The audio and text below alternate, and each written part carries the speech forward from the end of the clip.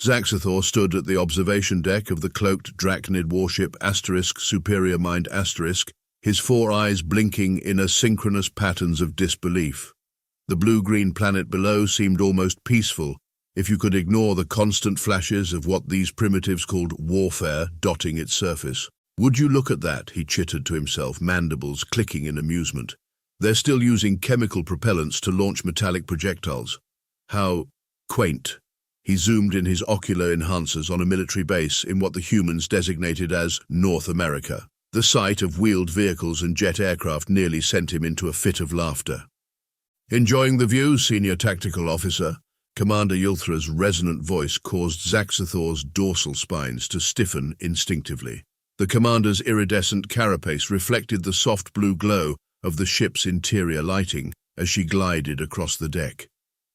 "My apologies, Commander." Zaxathor performed the traditional gesture of respect, crossing his secondary arms while keeping his primary limbs at rest. "I was just observing their military capabilities." He couldn't keep the amusement from his voice synthesizer. "Do share your assessment." Yulthra's head tilted, her antenna twitching with interest. "They're still in their technological infancy, Commander.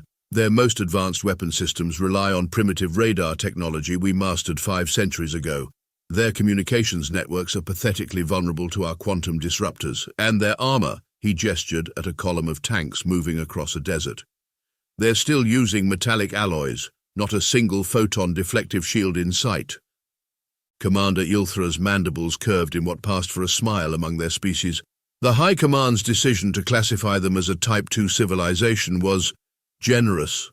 She activated a holographic display showing Earth's military installations. "Their nuclear weapons are their only concerning feature, and our planetary shield network will neutralize those immediately." "The invasion force seems excessive," Zaxathor noted, examining the deployment plans floating before them. 10,000 warriors for a species that hasn't even developed basic gravitational manipulation?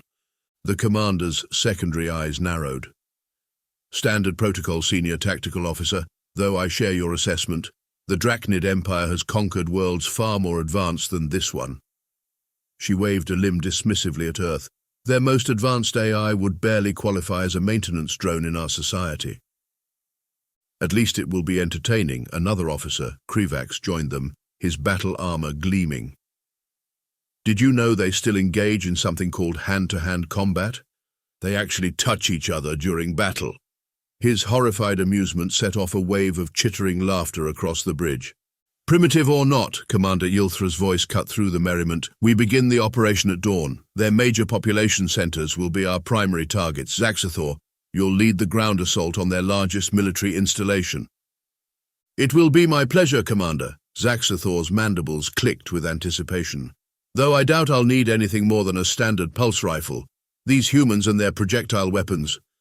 He trailed off, making a sound that approximated a snort. Little did they know, as they orbited high above Earth in their technological marvel of a ship, that their greatest mistake wasn't underestimating humanity's weapons. It was underestimating humanity itself. The quantum pulse rippled across Earth's atmosphere like a silent thunderwave. In military bases worldwide, screens went dark. Missiles lost their guidance systems. Fighter jets became expensive paperweights. Even the humble smart toaster stopped doing its one job properly. Lieutenant Chen was in the middle of her morning PT session with her unit at Remote Base Echo, somewhere in the mountains that everyone conveniently forgot existed, when every piece of electronics simultaneously decided to throw a tantrum. "Well, that's new," she muttered, watching her fitness tracker spiral into digital chaos. The distant sound of helicopters sputtering to emergency landings punctuated her observation. Her radio crackled once, then died with what she could have sworn was an apologetic whimper. Above the planet, the Drachnid command crew was practically throwing a party. Well, as much of a party as a species of highly militaristic insectoids could throw, mostly consisting of synchronized mandible clicking and formal acknowledgements of tactical superiority. "Phase 1 completed beyond expectations," Krivax announced, his carapace practically glowing with pride. "Their primitive electromagnetic devices didn't even register our quantum disruptor. It's like watching a carbon-based lifeform bring a pointy stick to a plasma fight."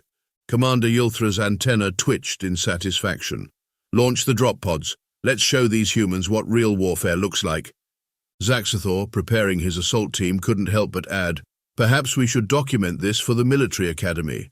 How to conquer a pre-space civilization in 3 easy steps." The resulting chittering laughter echoed through the deployment bay. Back at Base Echo, Chen was already adapting to the new reality.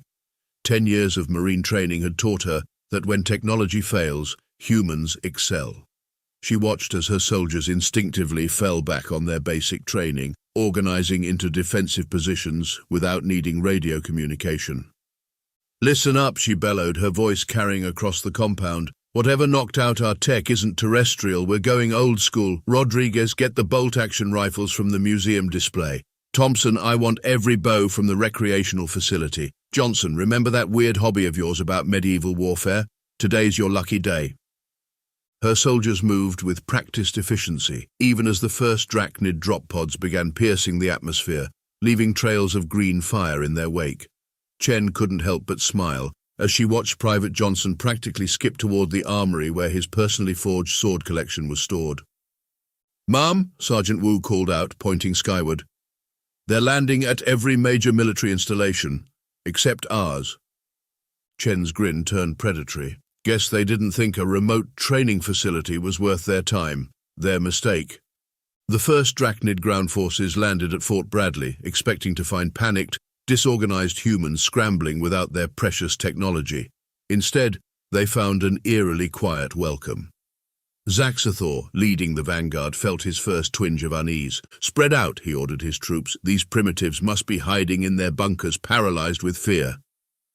A young Drachnid soldier, fresh from the academy, activated his advanced sensor suite. "Sir, I'm detecting no electronic signatures, no communications, no weapon systems, no active vehicles. It's like they've reverted to the Stone Age." The Drachnids moved forward cautiously, their anti-gravity propulsion units humming softly. Their advanced armor gleamed in the morning sun, a testament to their technological superiority. Each soldier carried enough firepower to level a small city, backed by targeting systems that could track a flying insect from orbit. Above them, Commander Yilthra watched the tactical displays with satisfaction. Multiple successful landings confirmed. No resistance encountered. As expected, without their technology, they're helpless. But back at Base Echo, Chen was proving that humans were anything but helpless. She surveyed her troops, Marines armed with compound bows, combat knives, and what could only be described as an enthusiast's collection of historical weapons. The irony wasn't lost on her. Humanity's past was about to become these aliens' worst nightmare. "Remember, folks," she addressed her unit, chalk dust from their improvised communications boards still on her hands. "The more advanced the civilization, the harder they fall when you take away their toys. We're Marines, we make do, we adapt, we overcome." She picked up a crossbow, testing its weight. "And today, we're going to teach these bugs about the last 5,000 years of human warfare, all at once." The first sign that something was terribly wrong came when squad leader Vexatal lost contact with his forward reconnaissance unit. One moment they were reporting all clear, the next, silence. Not the silence of damaged communications equipment, but the absolute silence of death.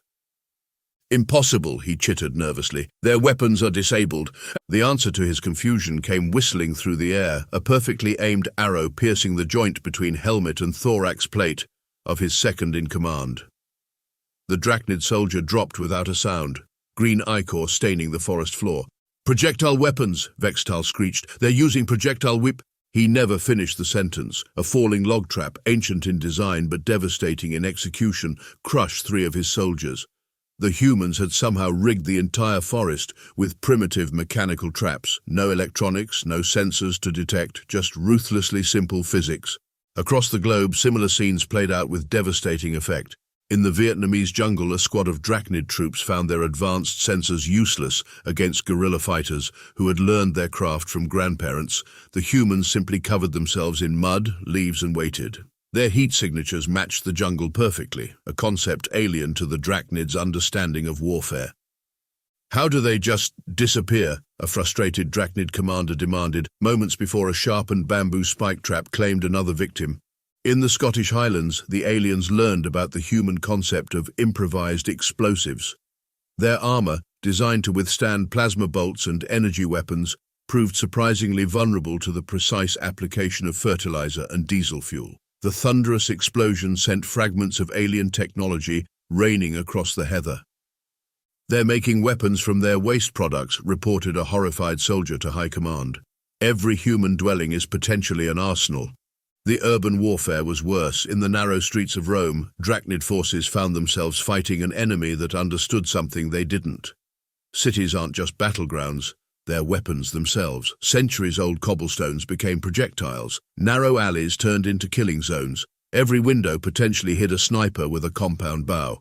Zaxathor, directing operations from what was left of Fort Bradley, received increasingly panicked reports from his field units. "Sir, humans are attacking us with sharpened metal bars. The primitives are using something called piano wire across the streets. They've weaponized their local wildlife. The quadruped companions they call dogs are tracking our movements." But it was the psychological warfare that truly began breaking the drachnid resolve. Humans, it seemed, had mastered the art of terror long before they developed technology. In the dead of night, human soldiers would creep close to alien encampments and whisper through the darkness. They learned quickly that drachnid auditory sensors, designed for battlefield communications, were hypersensitive to certain frequencies. The humans exploited this mercilessly, using everything from war cries to bagpipes. "The noise!" screamed one soldier, clawing at his acoustic sensors. "They're weaponizing sound itself!" Commander Yilthra received a particularly disturbing report from an elite unit in Mongolia. The humans there had reverted to ancient horseback warfare tactics, appearing from nowhere, striking with primitive weapons and vanishing into the steppes. The unit's commander was practically incoherent. "They're faster without vehicles. How are they faster without vehicles? And the four-legged beasts they ride, they don't show up on our targeting systems as threats. Our combat algorithms don't recognize them as weapons." The breaking point for many drachnid soldiers came in close combat. Their species had evolved beyond physical combat millennia ago, relying instead on advanced weaponry. Humans, on the other hand, had preserved and refined the art of hand-to-hand combat into a terrifying variety of styles. A security recording from a fallen base showed a human female, barely half the size of a drachnid warrior, using something called jujitsu to literally dismantle an armored soldier. The footage became notorious among the invasion forces, especially the part where she explained cheerfully to her dying opponent how the laws of leverage don't care about technological advancement. In his command center, Zaxathor watched as another tactical display went dark. "How?" he demanded of no one in particular. "How are they doing this? We disabled their weapons." His intelligence officer, sporting a bandage from a recent encounter with something humans called a slingshot, cleared his throat nervously. "Sir, preliminary analysis suggests we may have made a crucial error. We assumed their technology was their strength. And, sir, their technology was apparently holding them back. By disabling it, we forced them to fight the way they've been fighting for thousands of years. Ways our tactical computers have no reference for. Ways we never prepared for." As if to punctuate this assessment, an arrow tipped with a strange burning liquid that stuck to armor like glue arced through a window. The resulting chaos proved that even the most advanced fire suppression systems struggled against something as primitive as Greek fire. "Sir," the intelligence officer continued, ducking behind a console, "humans don't just adapt to warfare. They enjoy it. They turn everything into a weapon. The environment, their tools, even their cultural practices. Did you know they have something called paintball where they practice combat for recreation?" Zaxathor's mandibles clicked in distress. A distant explosion, followed by the distinctive twang of a catapult, echoed through the command center. Somewhere, humans were reconstructing medieval siege engines. "Send word to all units," he ordered. "Full sensor sweeps for any human activity, no matter how primitive it appears, and someone figure out why our motion detectors don't register these horse creatures. I want to know how they're using pre-industrial beasts to outmaneuver our hover tanks." Another explosion rocked the building. This time the intelligence officer recognized the distinct smell of black powder. Somewhere out there, humans were manufacturing gunpowder from scratch. "Perhaps," he offered weakly, "we should have studied their history before disabling their technology." Zaxathor really should have seen it coming. All the signs were there: the too quiet forest, the conspicuous lack of resistance, the suspiciously well-maintained trail leading to what his tactical display identified as an abandoned human military facility. But hubris, as the humans would say, is a witch. Forward, he ordered his elite unit, mandibles clicking with anticipation. The primitive resistance ends today. We'll show them what real warriors... The first trap was embarrassingly simple, a net. Not an energy net, not a gravity well, just a plain net made of reinforced rope, probably pilfered from the facility's climbing equipment. It caught 3 of his soldiers, hoisting them into the air with nothing but counterweights and pulleys. "Scatter!" Zaxathor commanded, but it was too late. Lieutenant Chen's voice rang out from somewhere in the trees. "Welcome to basic training, bugs. Today's lesson, Human Warfare 101. The forest erupted into chaos. Glass bottles filled with flaming liquid shattered against alien armor, spreading burning fuel that their environmental systems couldn't handle. The drachnid's temperature-regulated suits, designed to withstand the vacuum of space, began cooking their occupants alive. "Impossible!" screamed a soldier, trying to extinguish the primitive accelerant. "Their weapons are disabled. We verified..." "Funny thing about Molotov cocktails," Chen's voice echoed again, closer this time. "They were invented because humans couldn't afford tanks. Sometimes the best solutions don't need batteries." Zaxathor watched in horror as his supposedly elite unit fell apart. Their advanced targeting systems, designed to track energy weapons and high-speed projectiles, were useless against the simple physics of tripwires and falling logs. Every piece of their supposedly superior technology was being countered by solutions invented before electricity. "Section 3 report," he barked into his communicator. Static answered. "Section 4, anyone? Looking for these guys?" A human soldier emerged from behind a tree, holding up a handful of communication devices stripped from fallen Draknid soldiers. He was wearing what appeared to be a ghillie suit made from actual local vegetation. Their bioscanners had probably registered him as part of the forest. The trap had been sprung perfectly. Chen's marines had surrounded them while appearing as nothing more than background organic matter on their sensors. The humans weren't trying to hide from technology. They were hiding using the planet itself. "Close quarters," Zaxathor ordered his remaining troops. "They can't match our natural strength." That, as it turned out, was his biggest mistake. Lieutenant Chen personally demonstrated why this was a terrible assumption. She emerged from the undergrowth like a predator, moving with a fluid grace that their combat computers couldn't predict. The first Draknid soldier swung at her with his primary arms, a textbook combat move taught in their academies. She slipped inside his reach, used his own momentum against him, and somehow ended up on his back, applying pressure to joints that the Draknid armor designers had never considered vulnerable. "Fun fact," she grunted as the alien's exoskeleton cracked. "Humans have been finding ways to take down bigger opponents since we lived in caves. We call it leverage. Physics doesn't care about your tech level." The remaining Drachnids watched in horror as their comrades fell to what could only be described as a devastating display of various Earth martial arts. One soldier was dispatched with a judo throw that used his own anti-gravity stabilizers against him. Another learned about capoeira the hard way when a kick bypassed his shield harmonics because it didn't register as a weapon.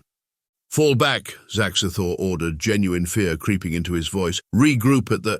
He never finished the order. Something small and fast, he later learned it was called Ebola, tangled his legs. As he crashed to the ground, he had a perfect view of his soldiers being systematically taken apart by humans using fighting techniques that predated written history. "Command," he screamed into his emergency beacon. "The humans, they're not fighting fair." The response from command was equally panicked. Similar reports were coming in from all over the planet.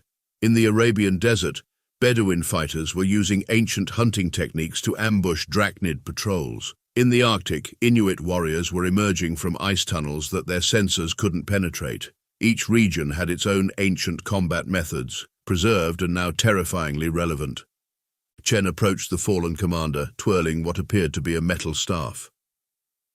"You know what your biggest mistake was?" she asked, almost conversationally. "You assumed that because we had advanced weapons, we'd forgotten our old ones. Truth is, humans never forget ways to fight. We just add new ones to the collection." The remaining Draknid soldiers, though still capable of movement, were retreating in chaos. Their powerful weapons, designed for high-tech warfare, proved comically ineffective against humans who simply refused to fight the way they were supposed to. Command, Zaxathor transmitted weakly, watching his elite unit flee from humans, armed with what were essentially sticks and stones. We may have miscalculated, severely. Chen knelt beside him, her expression almost pitying. Here's the thing about humans and warfare, she explained as her Marines efficiently gathered up alien weapons and communication devices. We're not actually good at it because of our technology. We're good at it because we'll use absolutely anything that works. Right now, your fancy tech doesn't work. Guess what that leaves us with? She gestured at the forest around them where her soldiers were already stripping useful components from fallen Draknid armor. Some were experimenting with captured alien metal, testing its suitability for forging new weapons. 5,000 years of combat experience, she continued, and you just gave us a reason to dust off all our greatest hits. Congratulations. You didn't disable our weapons. You just reminded us that everything is a weapon. Commander Ylthra's command center had devolved into what humans would call a total clusterfunk. Holographic displays flickered with increasingly desperate reports from ground forces, each more absurd than the last. Base 7 under attack by humans on four-legged beasts. They're using long-pointed sticks. The targeting systems can't... Static, huh? Sector 12 reporting. They're throwing rocks at us, but not normal rocks, heated rocks. They've built something called a trebuchet and... Another transmission lost. Ylthra's antenna twitched violently as she processed the incoming disasters. How, she demanded of her tactical officers, how are we losing to creatures who think hitting things with sharpened metal is advanced warfare? A junior officer cleared his throat nervously. Commander, you might want to see this. The main screen displayed footage from what had been their most fortified position in the region humans called Mongolia. A wave of mounted warriors, actual biological creatures with humans on their backs, was overwhelming Drachnid defensive positions. Their advanced shield generators, calibrated to stop energy weapons and high-velocity projectiles, were useless against the simple physics of 1,000 pounds of horse and human hitting them at full gallop. Those primitive mammals are bypassing our shield harmonics, the base commander screamed. They're not registering as weapons. They're just running into us. Really hard. Really hurt. The transmission cut off as a cavalry charge literally trampled the command post. From the American continent, another frantic report. They've developed projectile weapons that don't need power. They're using something called compound bows. It's just bent wood and string, but they're penetrating our armor joints. How are they aiming without targeting computers? Status report, Ylthra demanded. Her intelligence chief's carapace was notably dulled from stress. We've lost 30% of our ground forces. The humans, they're not fighting like a proper civilization. They're using tactics from their entire history, all at once. We're seeing techniques from every era of their development. The displays showed the evidence. In Europe, humans had reconstructed medieval siege engines. The drachnid armor, designed to withstand energy weapons, proved surprisingly vulnerable to rocks thrown really hard by counterweight machines. South American units reporting heavy casualties to something called blow darts, an officer announced. They're using neurotoxins from local fauna. Our medical databases don't even recognize these poisons. In what had been their secure landing zone, humans had somehow built a forge. They were melting down captured drachnid armor and turning it into decidedly low-tech but devastatingly effective weapons. The irony of aliens being stabbed with swords made from their own advanced alloys was not lost on anyone. Commander, the intelligence chief continued, we're detecting massive human movements in what they call Britain. They've rebuilt something called a longbow core. The tactical display showed the results. Thousands of arrows, their metal tips crafted from salvaged alien technology, darkening the sky. The simple projectiles slipped through energy shields calibrated for much higher velocities, finding every joint and seam in the drachnid armor. The humans in the Arctic regions are using weapons made of frozen water, another officer reported, mandibles clicking in disbelief. Just frozen water, shaped into points, and they're hunting our patrols using techniques developed for tracking creatures called seals. Ylthra watched as another base went dark. The humans had somehow weaponized local insect populations against them. The drachnids, naturally armored against most threats, found themselves completely vulnerable to Earth's tiny warriors, who knew that creatures called fire ants could find their way into sealed combat armor. They're adapting our own technology against us, the intelligence chief noted, with horrified fascination. Look at this. The display showed humans in the Middle East using salvaged anti-gravity units to make their camels fly. The Drachnid combat computers, faced with charging aerial cavalry, wielding traditional Bedouin swords, simply crashed. New reports from the Asian continent, an officer announced. They're killing our soldiers with sticks, just sticks, but they're hitting us really precisely, and those are not just sticks, interrupted a cultural specialist they'd brought aboard. Those are ancient martial arts weapons. They've been perfecting these techniques for thousands of years.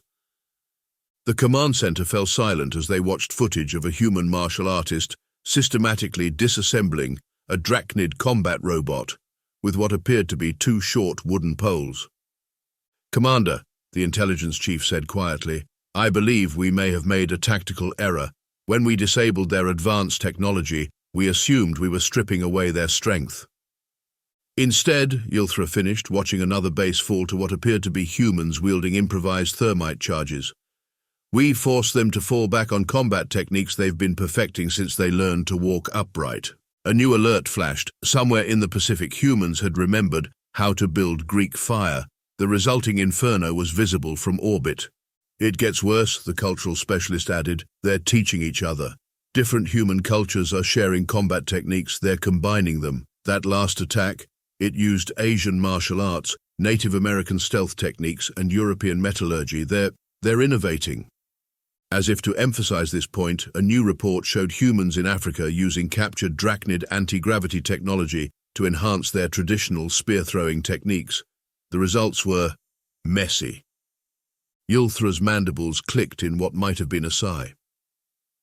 "Send word to all remaining forces. Full tactical retreat. And someone please explain to High Command how we lost a war to creatures who think hitting things with a really big rock is a valid combat strategy." Actually, the cultural specialist noted, they have 37 different traditional fighting styles just for hitting things with rocks. And that's not counting the ones they're inventing right now.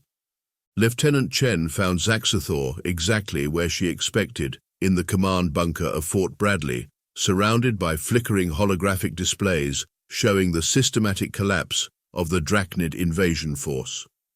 He'd shed his damaged combat armor, revealing his natural exoskeleton. "Come to finish this, human," he chittered, mandibles clicking in what might have been resignation or amusement. "Actually," Chen twirled her staff, now enhanced with salvaged pieces of Drachnid technology, "I came to thank you." "Thank me?" Zaxathor's four eyes blinked in confusion. "You reminded us of something important." Chen stepped forward, dropping into a fighting stance that looked deceptively casual. "Humans got soft, relying on our fancy toys. You made us remember who we really are." Zaxathor launched himself at her with lightning speed, his natural weapons, evolved over millions of years, slicing through the air. Chen moved like water, flowing around his attack. The staff, a perfect fusion of ancient design and alien metal, cracked against his carapace. "We're not warriors because of our weapons," Chen continued, ducking under a swipe that would have taken her head off. "We're warriors because we turn everything into a weapon." The battle became a dance drachnid evolutionary perfection against human adaptability. Zaxathor's natural armor met techniques developed over centuries of human combat evolution.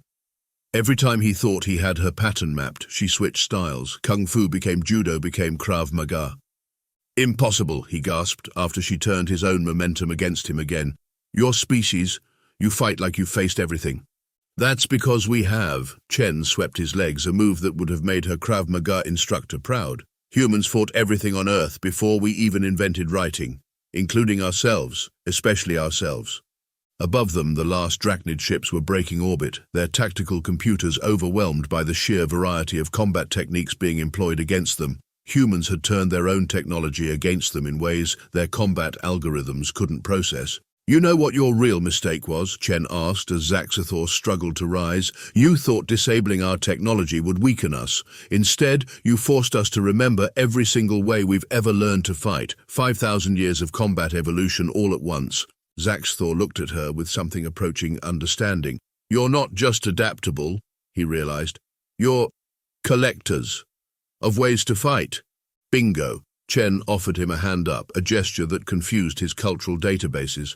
"Now, Want to surrender properly, or should I show you what happens when you combine Brazilian jiu-jitsu with captured anti-gravity tech? Through the bunker's window, they could see humans on horseback chasing down retreating drachnid forces while wielding energy-enhanced medieval weapons.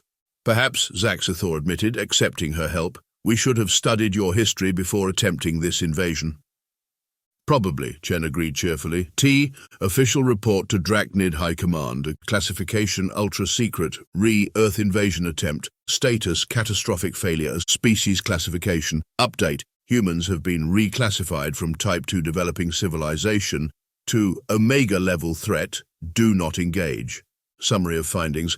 Previous assessment of human military capability was catastrophically flawed. Technology level is not indicative of combat effectiveness. Species displays unprecedented adaptability in warfare. Each human appears to be a walking arsenal of combat knowledge. They view military defeat as a learning opportunity. Notable observations. Current human activities include reverse engineering our anti-gravity technology to enhance their martial arts, forging weapons from our advanced alloys using medieval techniques, teaching each other combat methods from their entire history, converting our abandoned bases into what they call museums and training facilities. Recommendations: 1. Immediate establishment of quarantine zone around Sol system. 2. Warning beacons to be placed at all approach vectors. 3. Revision of all combat protocols regarding primitive species. 4. Mandatory study of human military history for all tactical officers. Final note. In perhaps the greatest irony, by attempting to disable their technology, we force them to demonstrate why they never needed it in the first place. As one human commander noted, thanks for the remedial course in our own history, we needed that. Warning to all species, do not attempt invasion of Earth. Their lack of advanced technology is not a weakness, it is merely their backup plan.